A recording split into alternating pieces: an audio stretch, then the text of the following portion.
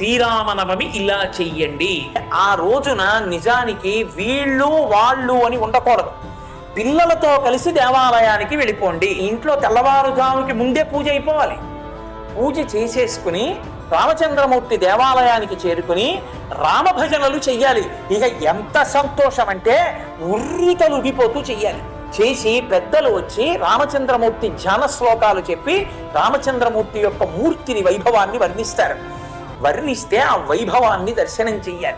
ఆ రోజు మధ్యాహ్నం భోజనం ఉండదు. ఏదో శరీరాన్ని నిలబెట్టుకోవడానికి కావలసినటువంటి సాత్వికమైన పదార్థాన్ని పరిమితముగా దైవేత్పితాహారములు స్వీకరిస్తారు. స్వీకరించి సాయంకాలం వేళలో సంధ్యావందనాదులు పూర్తయిన తర్వాత రామచంద్రమూర్తికి జరపబడినటువంటి పట్టాభిషేకంలో మకుటధారణ సర్గ చదవాలి. సీతమ్మ పక్కన ఉంటే కదప్పుడు కదూ పరబ్రహ్మతత్వానికి పట్టాభిషేకం. అదిగో అది నిరూపణం చెయ్యడానికి సీతా కళ్యాణ ఘట్టం చేస్తారు.